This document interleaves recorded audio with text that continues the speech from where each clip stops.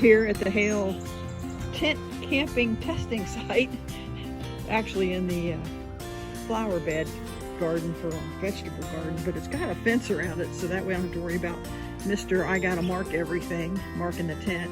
It came through. I slept in it night before last, and it was fine, comfortable.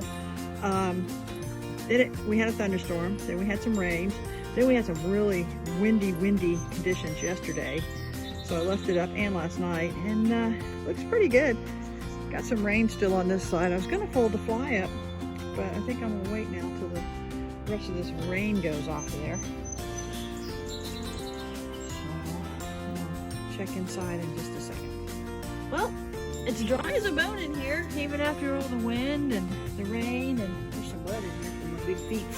But looks pretty good. Look, Missy, we won't be getting wet. There's your door. It's you know, this is not the tent I'm gonna take probably on the AT. I'm still thinking about it because it is a little heavy, but since I don't sleep well when I'm not home anyway, I'm still debating on it. It'll add about 2 pounds, give or take, to my base weight, but I don't know, that might be acceptable since I shaved some other stuff on.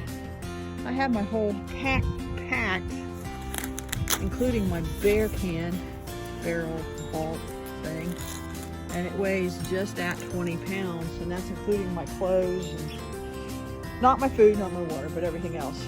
Hey Loki, stop eating that stick. So I don't know, we'll see. But it did really well. I'm gonna go in and get another tent stake and stake this fly out so it'll dry. But Missy, I just thought you might want to see where we're gonna stay when I come down, and we're gonna go hiking in the Smokies in May. All right.